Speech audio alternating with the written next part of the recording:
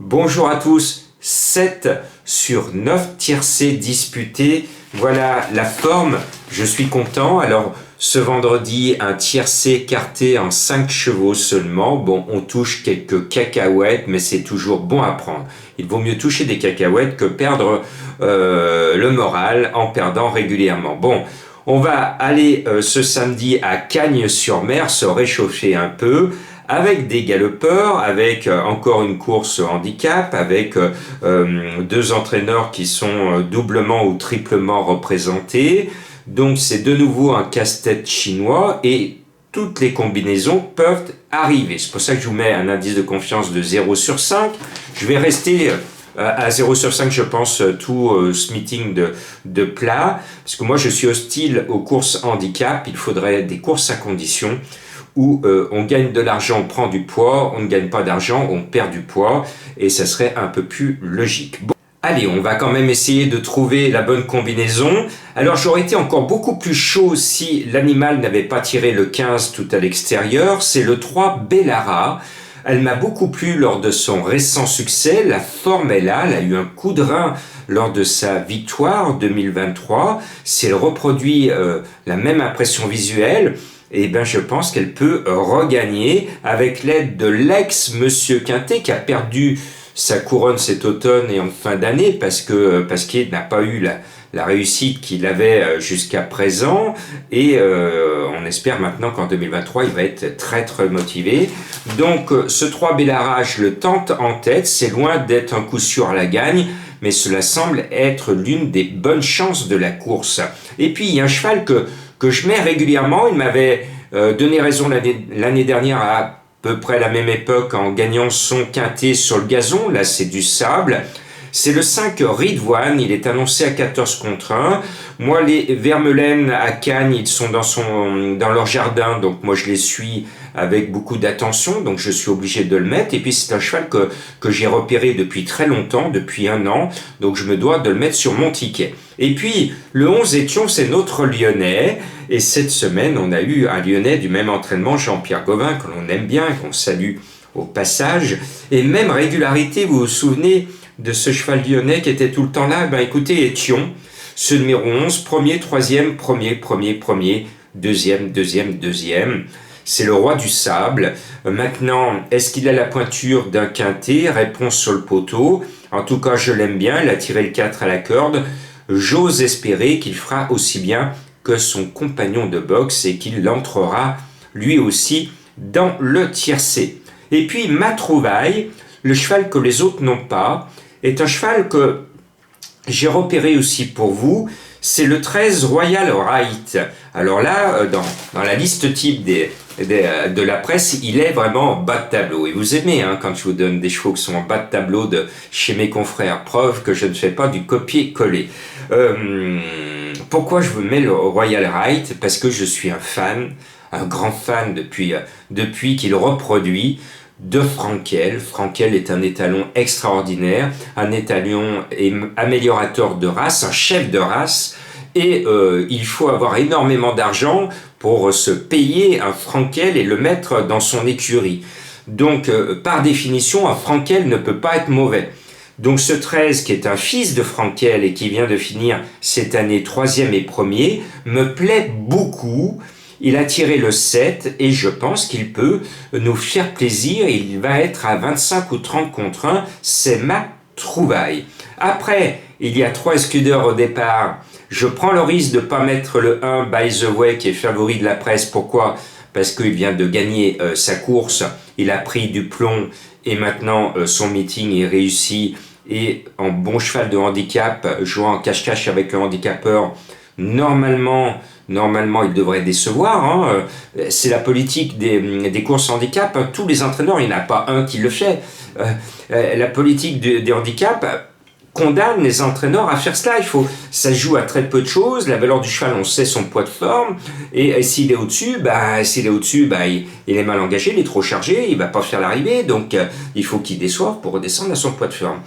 C'est cela, la glorieuse incertitude des courses version handicap. Moi, j'aimerais qu'on ait des courses à condition dans les quintets, au moins dans les quintets, pour qu'on puisse y retrouver une certaine forme de régularité où le meilleur ou le plus en forme devrait faire la différence et non pas le tocard qui a été caché derrière le petit bois. Bon, je referme cette parenthèse. Donc, je pense que le 12 Namaste, chez les 3 mousquetaires excludeurs, semble le d'Artagnan et il peut faire mouche. Mais je peux me tromper. J'aurais pu mettre le 1. Et puis, vous savez, à ce petit jeu-là, quand il y en a 3 ou 4, on en prend un, c'est le deuxième qui sort. On en prend 2, c'est le troisième qui sort. Le troisième, c'est le 16 Into Face que j'ai pas mis avec Christiane de Muro, qui est en super forme. Pourquoi pas? C'est très compliqué, indice de confiance de 0. Très très compliqué, on va droit dans le mur. Bon, je poursuis malgré tout avec Je repêche, l'ex-cheval de Madame Colombo qui l'a déçu la dernière fois. C'est le 8 Mister Grenadine. Alors c'est vrai qu'il ne m'a pas fait une impression énorme, mais Perret en met 2. Et je pense que Mister Grenadine peut cette fois nous permettre de nous payer l'apéro et en tout cas de nous désaltérer à sa santé. Je le rachète parce que j'aime bien Eddy Ardouin. Le cheval a le numéro 8 et précédemment il m'avait plu en gagnant. Je pense que sa dernière course est trop mauvaise pour être exacte et je compte bien sur Eddy pour améliorer la musique de cette grenadine. Bon, le 2 Not So Silly est notre deuxième lyonnais au départ, je suis chauvin, et comme il y a un troisième lyonnais, je mets le troisième en dernière position de ma sélection parce que en plus c'est le cheval de Madame Colombo qui vous a mis Eden Basque troisième à 22 contre 1 ce vendredi soir. Le 15 Cléodore, on a peut-être la clé pour trouver la bonne solution et ouvrir le coffre au trésor en trouvant peut-être de l'or dedans, mais pour cela il va falloir trouver la bonne combinaison dans l'ordre. Ce 15 conclut ma sélection et avant de vous laisser passer un bon week-end, je vais vous compter une énigme du jour parce que je sais que vous êtes friand, que vous êtes en manque. Donc écoutez bien cette énigme. Pour la chercher, il faut aller dans le verger, mais si vous allez sous un prunier et que vous trouvez un pruneau, vous vous êtes trompé, mais vous n'avez pas tapé loin. Il faut aller sous un autre arbre et cueillir une olive, c'est bon pour l'apéro, et quand vous aurez découvert ce cheval mystère, je crois bien qu'il va gagner parce que son papa est un sacré champion.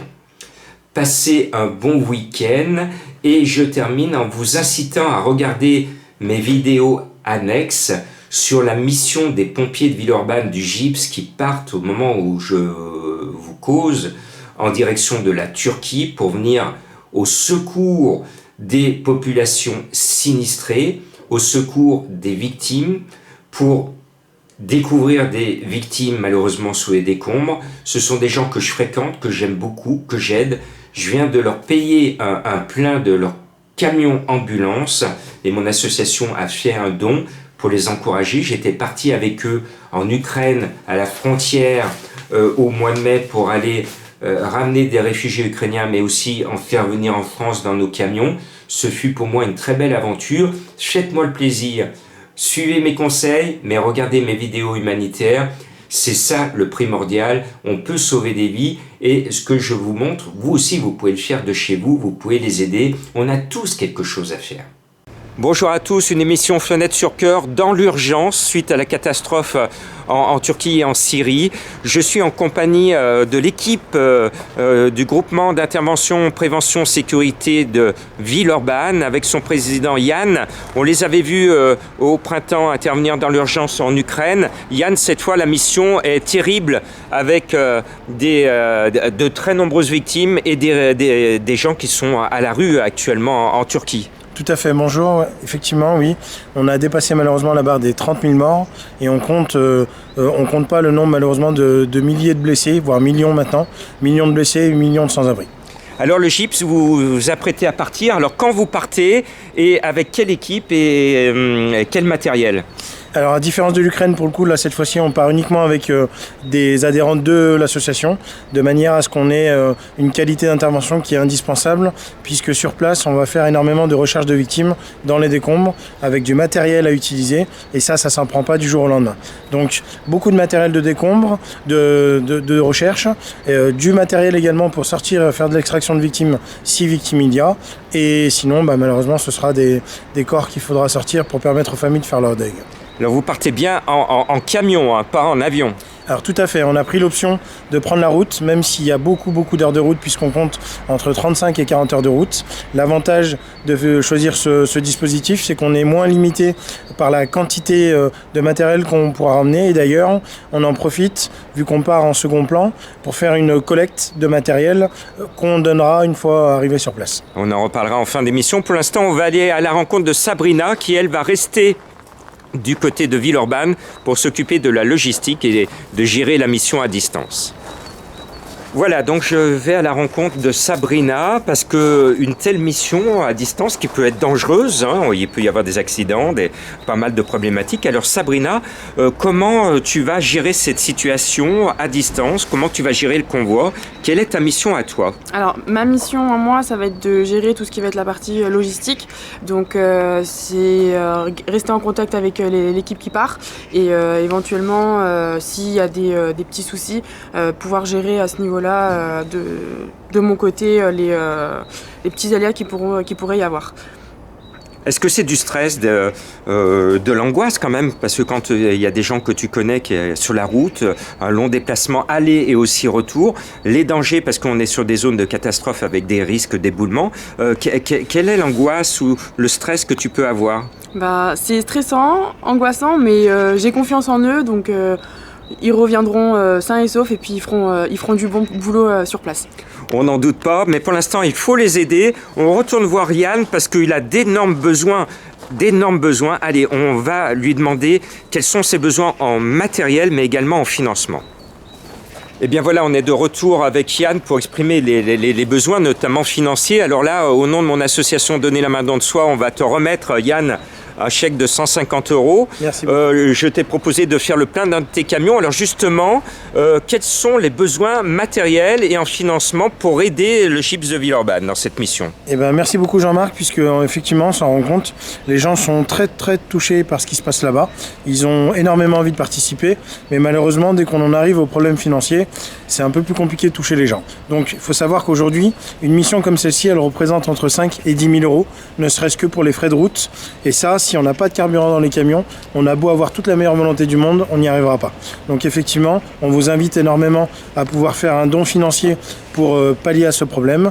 Et après, une fois sur place, on aura besoin encore d'autres dons, notamment du matériel de travaux, pour pouvoir faire de la recherche de victimes et surtout pour qu'on puisse leur laisser une fois qu'on part.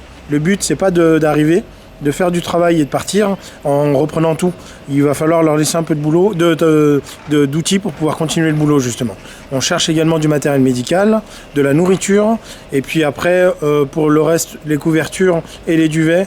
Grâce à l'association les Convois de l'Espoir, on a eu un énorme don de couverture, donc pour ça c'est ok. C'est superbe, très bien. Donc on a besoin de vous.